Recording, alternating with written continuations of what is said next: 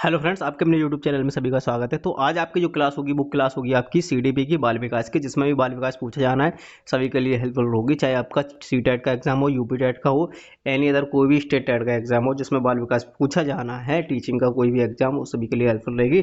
चलिए चलते हैं सीधा टॉपिक की ओर। टॉपिक है आपका एक बहुत अच्छा सा, वो है बाल विकास की अवस्थाएं, स्टेजेस ऑफ डेवलपमेंट। बाल विकास की अवस्थाएं।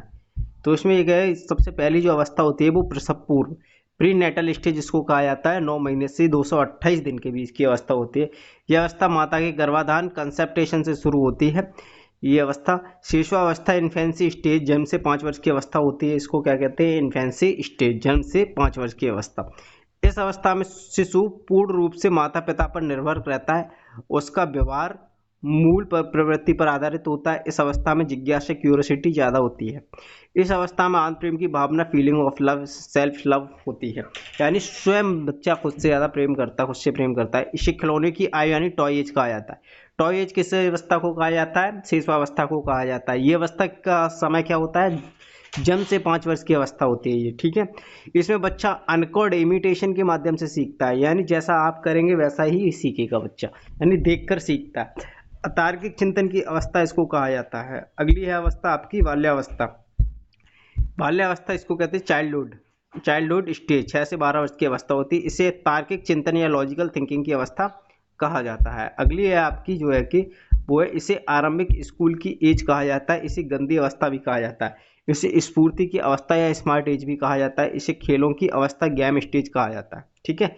इस अवस्था में संग्रहण की प्रवृत्ति विकसित होने लगती है। कई बार पूछा जाता है कि खेलों की अवस्था किसको कहा जाता है, गेम स्टेज किसको कहते हैं? तो किसको कहते हैं आप बता पाएंगे? बाल्यावस्था को। बाल्यावस्था का टाइम पीरियड क्या होता है? 6 से 12 वर्ष की अवस्था होती है, ठीक है। तार्किक चिंतन की अवस्था बाल्यावस्था। बाल्यावस्था का समय 6 से 12 वर्ष, ठीक है। चलिए अगला है, अवस्था से संग्रहण, स्टोरेज की प्रवृत्ति विकसित होने लगती है इस अवस्था में, बाल्यावस्था में।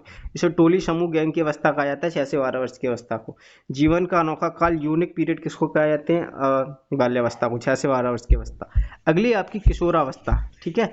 किशोरावस्था 12 से 13 वर्ष, 12-13 वर्ष के बीच स्टार्ट होती है, 18 वर्ष के बीच अप्रोक्स रहती है। इसे जीवन का सबसे कठिन काल कहा जाता है। इसे संघर्ष, तनाव, अधिक आंधी तूफान और उलझन की अवस्था कहा जाता है। इसमें विषम लिंगीय आकर्षक होता है। इस अवस्था को स्वर्णकाल या गोल्डन एज कहा जाता है। इस अवस्था में वीर पूजा, हीरो वर्शिप की भावना होती है। इस अवस्था में बच्चे अमूर्त चिंतन, एब्स्ट्रैक्ट थिंकिंग करते हैं, ठीक है। अमूर्त चिंतन कर सकते हैं किस अवस्था में? आगे चलते हैं। अगली है आपका बुद्धि। बुद्धि ये है, तो इसमें क्या है? बुद्धि इंटेलिजेंस जिसको कहा गया है। बुद्धि बुद्धि एक व्यक्ति को जिसके जीवन की वास्तविक समस्याओं को सुलझाने में मदद करती है बुद्धि। ये बुद्धि के माध्यम से ही व्यक्ति अपनी हर समस्या का क्या करता है? समाधान करता है। तो बुद्धि पर जो परिभाषा दी थी वो विनय ने की थी। विनय ने कहा था कि बुद्धि में 4 चीजें आती हैं: ज्ञान, आविष्कार और निर्देश, आलोचना। सकारात्मक या नकारात्मक आलोचना 2 प्रकार की होती है। टर्मन ने कहा कि बुद्धि जो होती है अमूर्त विचारों की क्या है? योग्यता है। वुडवर्थ ने कहा कि चीजों को पहचानने की योग्यता बुद्धि कहलाती है। गाल्टन ने कहा कि अमूर्त विचारों की योग्यता क्या कहलाती है? बुद्धि। तो ये 4 वैज्ञानिक हुआ करते थे, इन्होंने क्या बुद्धि पर अपनी अपनी परिभाषाएं दी, ठीक है, विचार दिए। बुद्धि के प्रकार, टाइप ऑफ इंटेलिजेंस। गैरेट और थॉर्नडाइक के अनुसार बुद्धि के 3 प्रकार होते हैं। कौन कौन से प्रकार होते हैं देख लेते हैं, ठीक है। मूर्त बुद्धि होती है, इसको कहते हैं कंक्रीट इंटेलिजेंस। मूर्त बुद्धि से अभिप्राय जो चीजें हमारे सामने होती हैं, मूर्त का मतलब प्रत्यक्ष, जिन चीजों को देखकर हम कार्य करते हैं, मूर्त बुद्धि के अंतर्गत आती है। इसे गामक या यांत्रिक बुद्धि भी कहा जाता है। किस बुद्धि को? मूर्त बुद्धि को, जिसको कहते हैं कंक्रीट इंटेलिजेंस। इंजीनियर, मैकेनिक, कारीगर मूर्त बुद्धि के ही क्या है? उदाहरण है, ठीक है।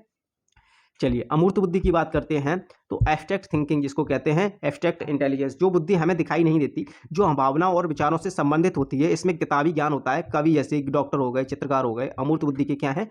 उदाहरण है, ठीक है।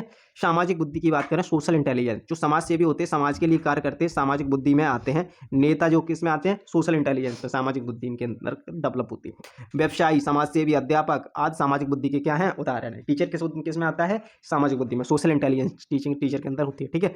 1885 में सर्वप्रथम इंग्लैंड के फ्रांसीसी गाल्टन ने बुद्धि शब्द का क्या किया था? प्रयोग किया था।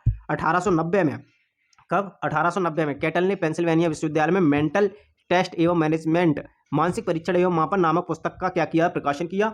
1890 में कैटल ने ही मानसिक परीक्षण शब्द का क्या किया? प्रयोग किया था, ठीक। तो मानसिक शब्द का परीक्षण किसने किया था?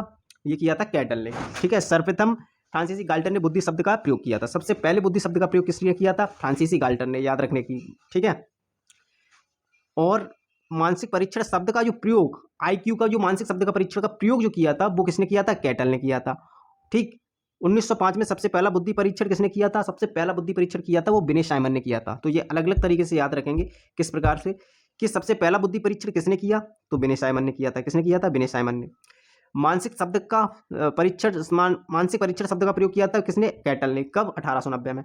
1890 में कैटल ने पेंसिल्वेनिया विश्वविद्यालय में मेंटल टेस्ट एवं मैनेजमेंट परीक्षण एवं मापन नामक पुस्तक का क्या किया? प्रकाशन किया। और 1885 में इंग्लैंड में फ्रांसीसी गाल्टन ने बुद्धि शब्द का प्रयोग किया था। ठीक, चलिए आगे। सर्वप्रथम इन्हीं ने किया था, फ्रांसीसी गाल्टन ने। आगे चलते हैं। आगे दे रखा है 1908 में अल्फ्रेड बिने ने मानसिक आय शब्द का प्रयोग किया था। कब? 1908 में। 1912 में सर्वप्रथम स्टर्न और कोलमान के द्वारा बुद्धि लब्धि का सूत्र दिया गया था। कब दिया गया था? 1912 में सर्वप्रथम स्टर्न और कोलमान के द्वारा बुद्धि लब्धि आईक्यू का सूत्र दिया गया था। इन्होंने 1912 में बुद्धि लब्धि का सूत्र दिया। क्या दिया था? कि आईक्यू बराबर होता है मानसिक आय बटे वास्तविक आय। ठीक है, ये इन्होंने दिया था। 1916 में टर्मन के द्वारा बुद्धि लब्धि सूत्र का क्या किया था? संशोधन किया। इन्होंने संशोधन किया था इस सूत्र का। इन्होंने क्या किया कि मानसिक आय बटे वास्तविक आय गुणा क्या है? 100। तो ये इसने किन्होंने संशोधन किया था? टर्मन ने किया था। ठीक, चलिए। स्टर्न और कोलमान के द्वारा बुद्धि लब्धि सूत्र का क्या किया था? बनाया गया था इन्होंने, मानसिक आय बटे वास्तविक आय। लेकिन जो संशोधन किया वो टर्मन ने किया था। ठीक है, बुद्धि लब्धि सूत्र का। तो इसका सूत्र होता है IQ बराबर MA/CA। ठीक है, इंटू 100। MA यानी mental age upon chronical age into 100। ठीक है, क्रॉनिकल एज वास्तविक आय। चलिए, यह हमारा वर्तमान में IQ मापने का क्या है? यही सूत्र है। ठीक है, वर्तमान में IQ मापने का सूत्र क्या है? ये जो किसने दिया था? टर्मन ने बनाया, संशोधित किया था। ठीक है, लेकिन सर्वप्रथम जो किसने प्रतिपादित किया था, ये बनाया था ये स्टर्न और कोलमान के द्वारा। ठीक, स्टर्न और कोलमान के द्वारा, लेकिन संशोधन किया वो टर्मन ने किया था। चलिए आगे चलते हैं। बुद्धि लब्धि और उसकी स्थिति। 25 से कम IQ वाले यानी बुद्धि लब्धि वाले जड़ बुद्धि के या मूर्ख बुद्धि कहलाते हैं। 25 से 49 के बीच मूर्ख बुद्धि कहलाती है। 50 से 69 के बीच जो बुद्धि IQ आती है वो बुद्धि लब्धि, वो अल्प बुद्धि के अंतर्गत आते हैं। कितनी बुद्धि के? कौन सी बुद्धि के? अल्प बुद्धि के अंतर्गत, 50 से 69 के बीच।